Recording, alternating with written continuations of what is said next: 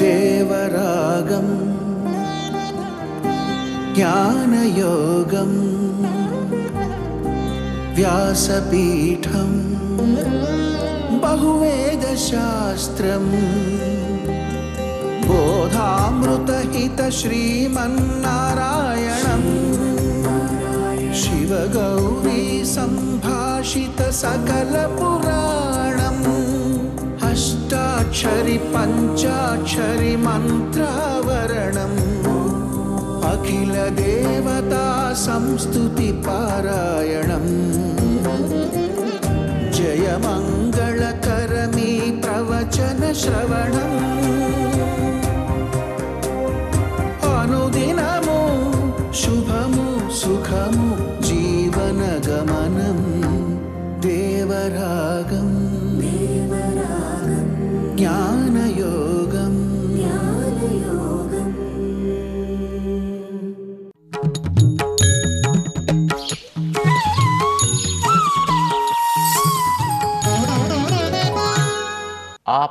ఆపదామపహర్తారం దాతారం సర్వసంపదాం లోకాభిరామం శ్రీరామం భూయో భూయో నమామ్యహం.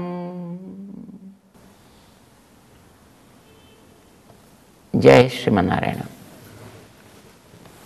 ప్రియ భగవద్బంధువులారా, భగవద్గీత మనని గురించి మనకి తెలియచేసే అతి ఉత్తమ గ్రంథం. మనని గురించి మనం తెలుసుకోవడాన్ని ఆత్మజ్ఞానం అని అంటాం. దాన్ని అది మనకి స్వాధీనమైతే ఆత్మ సాక్షాత్కారము అని అంటాం. ఈ ఆత్మ సాక్షాత్కారం కలగడానికి ముందర మనస్సులో ఆ జ్ఞానం నిండాలి. మనస్సు అనేది ఒక కప్పు లాంటిది. ఆ కప్పులో జ్ఞానం అనే నీరు పూర్తిగా నిండితే, ఆ నిండినది కదలకుండా నిలకడగా ఉంటే దానికి సమాధి అని పేరు పెట్టారు. ధీ అంటే జ్ఞానము చేరి ఉండుట. అది ఆ అంటే నిండుగా చేరి ఉండుట. సం కదలకుండా ఉండుట. గ్లాసులో నీళ్ళు పోసినప్పుడు మనం డీప్ ఫ్రీజర్లో పెడితే దాంట్లోనే గడ్డ కట్టేస్తే చూడండి, నిండుగా ఉంటుంది, కదలకుండా ఉంటుంది. దాన్ని ఎడి తిప్పినా ఏం చేసినా ఏమవ్వదు కదా. దీన్ని ఒక రంగ సమాధి అని అనుకోండి. ఆ పెట్టినటువంటి స్టీల్ గ్లాసో, ప్లాస్టిక్ గ్లాసో, గాజు గ్లాసో, whatever the glass may be, అది మనం మనస్సు అని అనుకుందాం. దాంట్లో మనం పెద్దల ద్వారా, గ్రంథాల్లోంచి, శాస్త్రాల్లోంచి నిర్ణయం చేసి ఇచ్చిన జ్ఞానం ఉంటుందే, ఆ జ్ఞానం అనేటటువంటిది నీరు. ఇది దాంట్లో మనం నింపాలి. సగం సగం కాదు, ఆది కావాలి. మామూలుగా ఆది అంటే రోగం అండి. కానీ ఇది ఆది, ఉత్త ఆది కాకూడదు. ఇది జ్ఞానాన్ని పూర్తిగా మనకు నింపాలి. ఆ నింపింది ఎట్లా ఉండాలి? కదలకుండా ఉండేట్టు చేయాలి. అది సం కూడా కావాలి. సం ఆ ధీ, కదలకుండా నిండుగా దాంట్లో గ్లాసులో చేరి ఉండుట. ఈ మనస్సు అనేటటువంటి గ్లాసులో కూడా ఆత్మజ్ఞానం పూర్తిగా నిండి నిలకడగా ఉండగలుగుట. నిలకడగా ఉండేంతవరకు సాధన చేయాలి. నీరు గడ్డ కట్టేంతవరకు డీప్ ఫ్రీజర్లో ఎట్లాగైతే మనం దాన్ని సాధన చేస్తూ, అది కూడా సాధనే కదా, దాంట్లో పెట్టడం, అంతవరకు కదలకుండా ఉంచడం. ఇలా ప్రతివాడు వచ్చి తలుపు తీసి కట్టిందా లేదా, తీసి కట్టిందా లేదా, మళ్ళీ తీసి కట్టిందా లేదా, అలా ఉండకూడదు కదా. కొంతకాలం వేస్తే అదే వేసి దాంట్లో అలాంటి పెట్టాలి. అలా యత్రో పరమతే చిత్తం నిరుద్ధం యోగ సేవయా యత్ర చైవాత్మనాత్మానం పశ్యన్ ఆత్మని తుష్యతి. 20వ శ్లోకం. యత్ర, ఏ పొందవలసినటువంటి లక్ష్యం విషయంలో, మనకి లక్ష్యం ఏమిటనుకున్నాం? పొందాల్సింది ఆత్మని గురించినటువంటి సాక్షాత్కారం. ఆత్మ విషయంలో అందాం. ఉపరమతే చిత్తం, దాని యందే ఉపరమించుట అంటే ఇంక దాంట్లోకి ఒకసారి చేరితే ఇక కదలకుండా ఉండిపోగలుగుట. ఇంకా అది తప్ప మరొకటి దాని ఆలోచనల్లోకి రాకుండా ఉండగలుగుట, అందులో పూర్తిగా విశ్రమించుట. యత్ర ఉపరమతే చిత్తం, మనస్సు ఎక్కడ ఏ ఆత్మయందు చేరిన తర్వాత ఇక ఇతరమైనటువంటిది ఏది ఆలోచనలో కూడా రాకుండా ఉంచగలుగుతుందో, దేనివల్ల? నిరుద్ధం యోగ సేవయా, తను చేసేటటువంటి సాధనా ప్రభావం చేత మిగతా వాటన్నిటిని కూడా నిరుద్ధం ఆపగలిగింది. అన్నిటినీ మొత్తం నిలకడగా ఉండేటట్టుగా చేయగలిగింది. మిగతావేవి ఇంకక్కడ ప్రవేశానికి అర్హత లేకుండా చేయగలిగింది. నిరుద్ధం యోగ సేవయా, అది పరిపూర్ణంగా మొత్తం అక్కడి నుంచి నిరోధించాలి, అన్నిటి నుంచి నిరోధించాలి. రెండు రకాల దాంట్లో మళ్ళీ ఒకటి పూర్తిగా అంటే మళ్ళీ సగం సగం దాన్ని మళ్ళీ చూడడం కాకూడదండి, పూర్తిగా కావాలి. అది కేవలం ఆత్మయందు మాత్రమే ఉండాలి, మళ్ళీ ఆత్మని ఇతరమైన వాటిని కూడా కాకూడదు. కనుక నిరుద్ధం, రుద్ధం నిరుద్ధం రెండు ఉన్నాయి దాంట్లో. చేత నిరుద్ధం దేని ప్రభావం చేత? యోగ సేవయా, తను చేసేటటువంటి గతంలో ఆహారము తిష్ట ఇవి రెండు చెప్పాడే, వాటి వల్ల అది ఎప్పుడైతే మిగతా వాటిని దూరం చేయగలిగిందో, అంతేకాదు యత్ర చైవాత్మనాత్మానం యత్ర చ, మళ్ళీ ఇప్పుడు అది చేసే అభ్యాసంలో వీడికి రుచి కలగలేదనుకోండి, ఏదో బలవంతంగా చేస్తున్నాడు అనుకోండి, ఏం చేస్తామండి, ఆయన చెప్పాడు కదా చేస్తున్నాను అని ఇష్టం లేకుండానో ఏడుస్తూనో నిర్బంధంతోటో చేసేటటువంటిది కాకూడదు సాధన. యత్ర చ, ఆ చేసేటటువంటి సాధనలో కూడా ఆత్మనా ఆత్మానం పశ్యన్, ఆత్మనా తన మనస్సు, ఈ మనస్సుతో ఆత్మానం పశ్యన్, ఆ జీవుణ్ణి గురించి తెలుసుకున్నప్పుడు, వాడి గురించి స్మరించినప్పుడు, వాడిని చూచినప్పుడు, వాడిని చూస్తూ చూస్తూ అంటే దర్శన సమానాకారముగా వీడు భావిస్తూ, చూడడం అంటే ఇంకా వీడికి కనిపించలేదు కదా, తానంటే ఏమిటో ఇంకా వీడికి స్పష్టం కాలేదు, ఇప్పుడు సాధనా దశలో ఉన్నాడు. కానీ ఈ సాధన ఎట్లా సాగాలి? అది దర్శన సమానాకారముగా సాగవలెను. మనం గతంలో చాలాసార్లు అనుకున్నాం, మనం మామిడి పండుని గురించి ఆలోచిస్తున్నాడు అని అంటే ఆ మామిడి పండు ఎదురుకుండా ఉంటే ఎంత క్లారిటీ ఉంటుందో వీడికి, దాని రంగు, దాని రూపం, దాని రుచి, దాని యొక్క ఆ పైన ఉండేటిన ముచ్చిక ఏదో అంటారు కదా, ఆ ముచ్చిక, దాని తొక్క, వీటన్నిటి గురించి ఒక స్పష్టత ఉంటుంది చూడండి. వాడు ఆలోచించుకుంటుంటే వాటి ఎందు ఉండేటువంటి ఆ రుచి చేత వీడికి అది అబ్బా అబ్బా అబ్బా అబ్బా అని అనిపిస్తూ ఉంటుంది. ఒక్కొక్క దాన్ని ఆలోచిస్తుంటే వాడిలో దాని ఎందు ఉండేటువంటి ఆ రుచి మరింత మరింత పెరుగుతూ ఉన్నట్టుగా వీడు ఆత్మ విషయకమైనటువంటి ఆలోచన వీడు చేసేటప్పుడు కూడా అది ఎదురుకుండా ఉన్నంత స్పష్టత వీడికి ధ్యానంలో ఏర్పడాలి. ఇప్పుడు మనం చూడండి, ఒక దూరంగా ఉండేటటువంటి ఒక పిల్లవాడి గురించి అమ్మ ఆలోచిస్తోంది అనుకోండి, ఆలోచిస్తుంటే ఎలా ఉంటుంది? మా పిల్లవాడు, వాడు ఇలా వస్తాడు, వాడు ఇలా మాట్లాడతాడు, ఇలా తింటాడు, ఇలా ఉంటాడు, ఇలా పంటాడు, ఇవన్నీ అనుకుంటుంటే ఆ పిల్లవాడు ఎదురకుండా ఆడుతున్నట్టు నడుస్తున్నట్టు, ఎవడైనా వచ్చి టక్కుమని నాకు అలా చేయి వేస్తే హరే అన్నట్టుగా అనిపిస్తూ ఉంటుంది చూడండి. ఇది భావన అతిశయం చేత ఎదురుకుండా కనిపిస్తున్నంత క్లారిటీ ఉంటుంది. ఏమంటారు దాన్ని? ప్రత్యక్ష సమాన ఆకారం.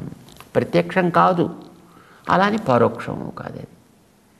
కానీ ప్రత్యక్షము వల్లే అది కూడా వీడికి అంత స్పష్టంగా ఉంది అని అర్థం. దీన్నే దర్శన సమానాకారం అని కూడా అంటుంటారనమాట. ఇలాగ వాడికి కనిపించేటంతగా దాని యందు వీడికి నిలకడ కావాలి. అంచేత వీడు ఆత్మానం పశ్యన్, వీడు దాన్ని ఎదురకుండా చూస్తున్నంతగా వీడు భావిస్తూ ఉంటే అప్పుడు వీడికి ఏమనిపించాలి? ఇది నాకు చాలా ఇష్టమైనది అని అనిపించాలి, ఇది నాకు బాగా నచ్చినది అని అనిపించాలి. ఇంక ఇతరమైంది ఈ నచ్చినది ఒకటి నా దగ్గర ఉన్నప్పుడు ఇంక ఏదొచ్చినా వాడికి దక్కర్లేదు, వాడికి అని అనిపించాలి. చూడండి, ఒకటి పాయసం ఇష్టం అనుకోండి, మీరు పట్టుకొచ్చి 2 వడలు ఇస్తా అన్నా నాకు అక్కర్లేదంటాడు. వాడు పట్టుకొచ్చి ఏదో కాస్త జంతికీలు ఇస్తా ఉన్నా నాకు అక్కర్లేదంటాడు. వాడు ఇంకోటి ఏదో పట్టుకొచ్చినా నాకు అక్కర్లేదంటాడు. వాడికి అది ఉంటే వాడికి చాలు, మొత్తం అన్నీ ఉన్నట్టే. ఇంక మొత్తం దాంతో ఆ భోజనం మొదటి నుంచి చివరి దాకా మొత్తం వాడు నడిపేస్తాడు. వాడు దాని అందే వాడికి తుష్టి, ఆనందము అనేది కలిగింది కనుక. అలాగే వీడు పశ్యన్ ఆత్మని తుష్యతి, ఆత్మ విషయకమైనటువంటిది ఏది వీడికి విన్నా కన్నా అనుకున్నా వీడికి తుష్యతి, వీడికి ఆనందం కలగాలి. ఇది చాలా ప్రధానం అండి. ఏదైనా సాధన చేసేటప్పుడు ఎవడో ఏదో చెప్తున్నాడు కదండి ఏం చేస్తాం అని ఏదో ప్రవాహించే నీళ్ళల్లో ఒక వస్తువు పడింది అనుకోండి, నీటి ప్రవాహంతో అది కూడా దానికి తగ్గట్టుగా కొట్టుకుపోతూ ఉంటుంది. అది అలాగా ఏదో నలుగురు చేస్తున్నారు కనుక సరే నేను కూడా ఏదో గుంపులో గోవిందాలాగా చేసుకుంటూ పోయే స్థితి కాకూడదు. ఎవడో నిర్బంధిస్తున్నాడు కదా అని చేసేది కాకూడదు. పడి కొంతకాలం దానికి సాధన కావాలి. ఇప్పుడు గానిగెద్దు ఉంటుంది చూసారండి, మొట్టమొదటి దానికి అలవాటు చేయడానికి కొంచెం కష్టపడాల్సి వస్తుంది ఆ వ్యక్తి. దానికి ఆ మెడకి కట్టి గంట పెట్టి దానికి కళ్ళు కప్పి దాన్ని చుట్టూ తిరుగుతూ ఉండేట్టుగా చేయడం అంటే ఇనీషియల్గా అది కొంత మొండికేస్తూ ఉంటుంది. కానీ కొంతకాలం అలవాటు అయిన తర్వాత ఆ టైం అయ్యి దాన్ని అక్కడి నుంచి ఆ పాక గోశాలలోంచి వదిలిపెట్టగానే ఆటోమేటిక్గా వచ్చి అక్కడ నిలబడుతుందండి. కట్టడమే దానికి చేసే పని. అంటే దానికి అది అలవాటైంది కనుక అక్కడికి వచ్చి సహజంగానే అది నిలబడుతుంది తప్ప వీడేదో దాన్ని బలవంతంగా తోలుకు రావాల్సి, మొదట్లో అయితే తోలుకు రావడం తప్పనిసరి, కానీ ఒకసారి అలవాటైతే ఇంకా దానికి అవసరం. దాని పరివారంతో మళ్ళీ దానికి కలిసింది అని అంటే మాత్రం మళ్ళీ అడిపోతుంది, మళ్ళీ ఆ ప్రవాహంలో మళ్ళీ కొట్టుకుపోతుందండి. సర్కస్ మనం చూసుంటాం. ఆ సర్కస్లో ఎలుగుబంట్లని, సింహాలని, పులుల్ని, వాటిని కూడా అక్కడ దాంట్లో కొన్ని చోట్ల ఆడిస్తూ ఉంటారు. ఆడించేటప్పుడు వాడు వచ్చేలాగా రింగ్ పట్టుకుంటే అది వచ్చి టక్కుని దాంట్లో చాలా దూకేసాడు, పక్క వచ్చేస్తుంది. అదే అక్కడ సైకిల్ పట్టుకొచ్చి పెడతాడు ఎలుగుబంటి, టక్ మన సైకిల్ ఎక్కి కూర్చుని దాన్ని తొక్కడం ప్రారంభిస్తుంది. మామూలుగా ఎలుగుబంటి అలా సైకిల్ తొక్కుతుంది ఏమిటండి, కానీ దానికి అది అలవాటు చేయాలంటే వాడు ఎంత సాధన చేసి ఉంటారు అని కథలు. సాధన చేసిన ప్రభావం చేత దానికి పట్టుకొచ్చి ఆ సైకిల్ చూపించగానే అక్కడ వాడి దాంట్లో పెట్టి వాడి ఇంకో 2 చేతుల్లో ఒక చిన్న కొరడా లాంటిది కూడా ఉంటుంది ఒకటి. ఎప్పుడైనా కాస్త మొండికేస్తే దానికి మీద ఒకసారి జుళిపించడానికి వీలుగా అలాంటి కొట్టడు, కానీ ఒకసారి అని ఒక చప్పుడు చేస్తాయండి. ఆ చప్పుడికి భయపడేది మళ్ళీ దానికి ఎక్కుతూ ఉంటుంది. కొట్టడం ఒకసారి అలవాటు చేసాడు అనుకోండి, 1-2 దెబ్బలు తిన్న తర్వాత ఇంకా దెబ్బలు కేల్చేది. అంచేత వాడు కొట్టడు వాడు దానికి, కానీ సాధన చేయించాడు, దాని చేత అలవాటు చేయించాడు. ఆటోమేటిక్గా వచ్చి అక్కడ దాంట్లో కూర్చుంటుంది. అలాగే ఒక స్టూల్ వేస్తాడు సింహం దగ్గరికి, దాని బోన్లోంచి బయటికి తీస్తాడు, చేతిలో కొరడా కూడా ఉంటుంది వాడికి. అంతే, వెంటనే ఆ స్టూల్ పెట్టగానే వచ్చి వెనకాత 2 కాళ్ళు 3 కాళ్ళు ముడుచుకుని దాని మీద ఎక్కి కూర్చుంటుంది. అది మామూలుగా అయితే అలా కూర్చుంటుందా? మామూలు సింహం అయితే వచ్చి అమాంతం మీద పడి ప్రాణం తీసేదండి. సో దానికి ఒక సాధన, ఒక అలవాటు. ఎంత అలవాటు అయిపోయిందంటే దానికి ఆ భవన్లోంచి నేరుగా అక్కడ తీసుకొచ్చి అక్కడ చుట్టూ మొత్తం అంతా గ్యాలరీస్లో జనం కూర్చుని ఉంటారు, మధ్యలో వాడు ఒక్కడే ఉంటాడు. వాడు కానీ చేతిలో ఆ ముళ్ళ కర్ర మాత్రం వాడికి ఉంటుంది. వాడికి తీసుకొస్తాడు. కమాన్ మిస్టర్ నాని అంటాడు. ఎక్కి కూర్చుంటోంది కదా అని ఎప్పుడైనా దాని మీద కాస్త శ్రద్ధ లేకుండా ఉన్నాడు అని అనుకోండి, దాని మీద కాస్త ప్రమత్తతతోటి ఉన్నాడు అని అనుకోండి. ప్రమత్తతో అంటే కాస్త ఆమె దృష్టి పెట్టకుండా అప్రమత్తంగా లేడు అని అనుకోండి, బస్ వాడిని మింగేస్తుంది, మిగతా వాడిని మింగేస్తుంది. ఈ మధ్యన మనం కొన్ని సన్నివేశాల గురించి వింటున్నాం. ఏనుగులు ముఖ్యంగా అక్కడక్కడ పట్టుకొచ్చి పెంచే పెంపుడు ఏనుగులు కూడా బాగా ఉంటున్నాయి, బాగా చేస్తున్నాయి, బాగా వింటున్నాయి అని అనుకునేటువంటి ఏనుగు కూడా ఆ మావటి వాడు పక్కన నిలబడితే వాడిని అమాంతం కిందకేసి తొండంతో కింద పారేసి కాలుతోటి తొక్కి వాడిని పచ్చడి చేసి పారేసి తొక్క ముక్కలాగా చేసి టక్కుమని విసిరేసిన సన్నివేశాలు కూడా ఈ మధ్యన కొన్ని మనం పేపర్లోనో లేకపోతే ఇతర మీడియాస్లోనో మనం గమనిస్తున్నాం. అంటే ఏ మాత్రం కాస్త అజాగ్రత్తగా ఉన్నా అది మళ్ళీ వెంటనే తనకి అలవాటైనటువంటి మార్గంలోకి పోవడానికి సిద్ధపడుతూనే ఉంటుంది. ఎప్పుడు దాని విషయం జాగరూకత కలిగి ఉండాలి. జాగరూకతతోటి దాన్ని కంట్రోల్ చేస్తూ ఉంటే, అలర్ట్గా ఉండి దాన్ని కంట్రోల్ చేస్తుంటే, నువ్వు చెప్పక్కర్లేకుండా దాని పని ఏదో చేసుకు వెళ్ళిపోతూ ఉండేట్టుగా ఉంటుంది. అది ఇక్కడికి నడువు అంటే నడుస్తుంది. మీతో చుట్టూ దానికి మంటలు పెట్టి ఒక పెద్ద రింగు పెట్టి ఆ రింగులోకి దూకు అనంటే సర్రమాని వచ్చి దాంట్లో నుంచి ఇటు నుంచి అటుపక్కకి అమాంతం దూకుతుందండి. చాలా జాగ్రత్తగా చేస్తుంది ఆ పని. అభ్యాసం మొదట్లో అభ్యాసం అలా ఉంటుంది. చిన్నపిల్లలకి చూడండి, ఈ రోల్ కోస్టర్ లాంటివి ఉంటాయి, అలా కొన్ని రైడింగ్స్ ఉంటాయి. అలా తల కింద తిరిగేవి, వెళ్ళకిలా పడేవి, ఇంకోటి కింద నుంచి వెళ్ళిపోయేవారు, పైనుంచి కిందకి దిగుతున్నట్టుగా ఉండేవి. ఇలాంటివి మొదట్లో చిన్నపిల్లలకి అట్లాంటివి చూపిస్తే అమ్మో వద్దు వద్దు వద్దు అని అంటారు. చిన్నపిల్లలే కాదు మన లాంటి వాళ్ళమైనా అనుకోండి, మన అబ్బబ్బా నాకు అది వద్దు వద్దు వద్దేనా.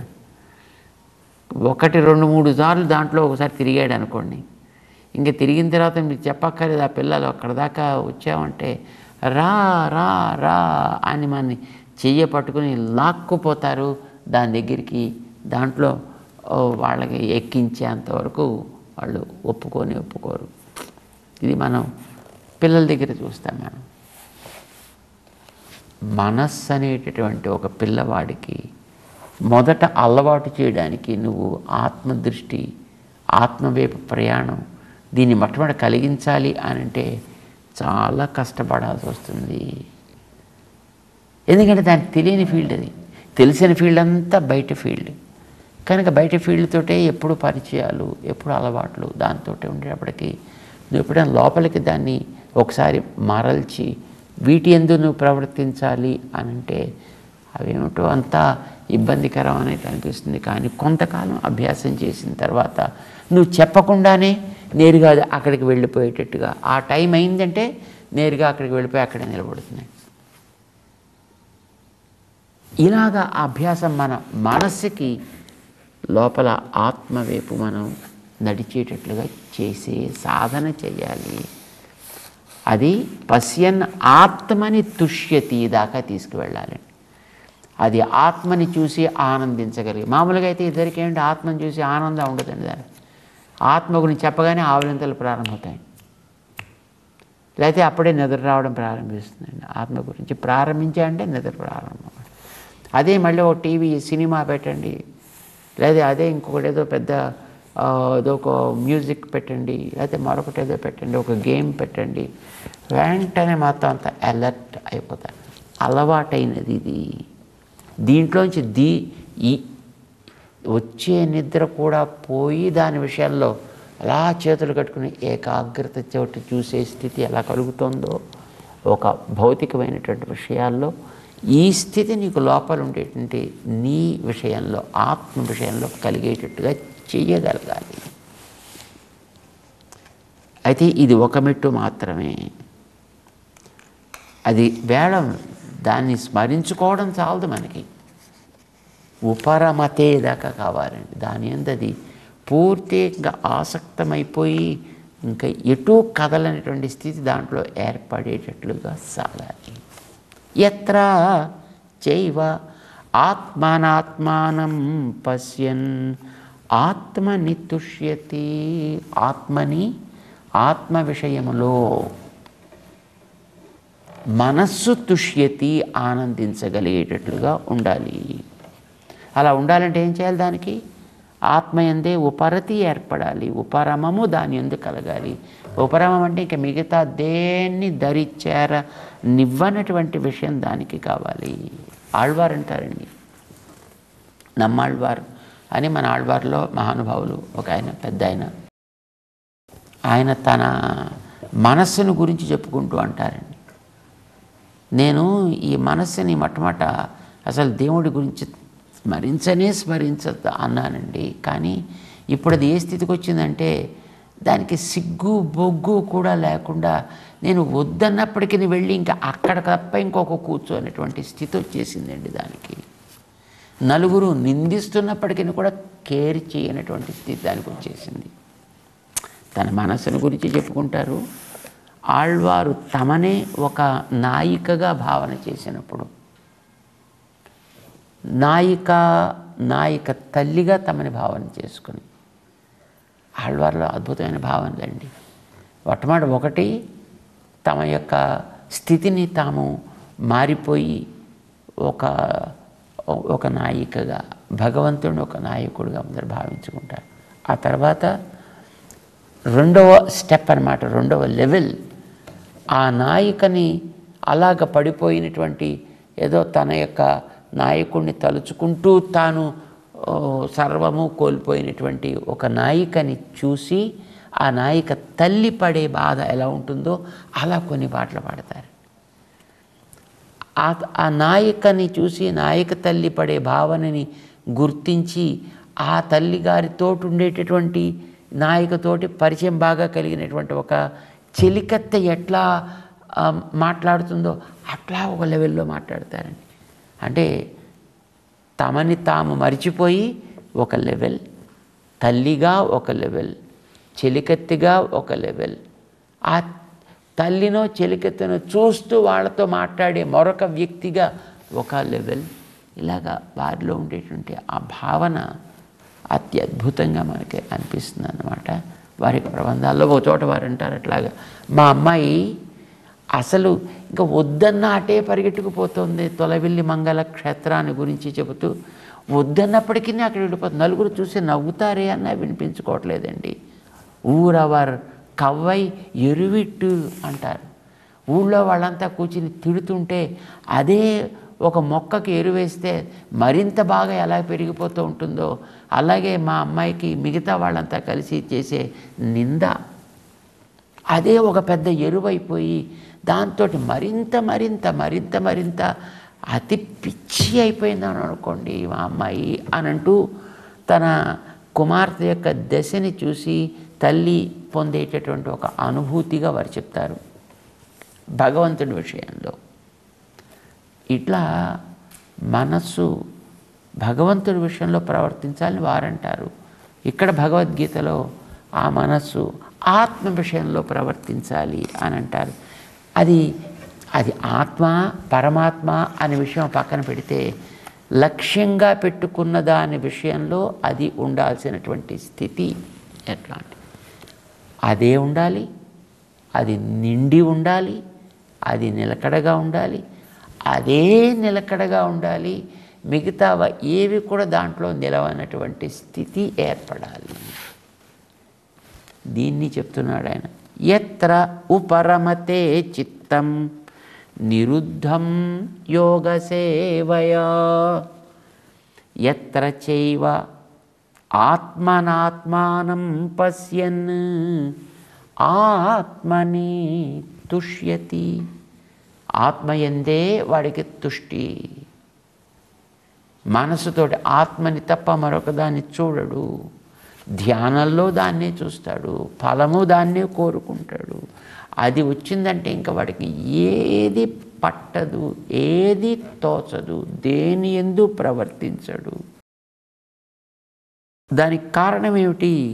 వీడు వెనకాతలు చేసినటువంటి సేవ, వీడు వెనకాల చేసినటువంటి ఆ యోగ అభ్యాసము, యోగ సేవయ నిరుద్ధం. వీడు చేసినటువంటి ఆ యోగ సాధనతోటి ఆ రకమైనటువంటి స్థితి వీడికి లభించింది అన్నమాట. అంటూ యత్ర ఉపరమతే చిత్తం, మనస్సు ఎప్పుడు కూడా ఆత్మయందే చేరి దాని యందే రుచి కలిగి దాని యందే ఆనందమును పొంది అది తప్ప మరొకటి ఇంక ఏది నాకు అవసరము కాదు అనుకునేంత స్థితి లభించేంతవరకు వీడి సాధన సాగాలి సుమా అంటూ చేయాల్సినటువంటి సాధన దశని మరింత వివరిస్తూ శ్రీకృష్ణుడు 6వ అధ్యాయంలో ముందుకు సాగుతాడు. తెలుసుకునే ప్రయత్నం చేద్దాం. జై శ్రీమన్నారాయణ.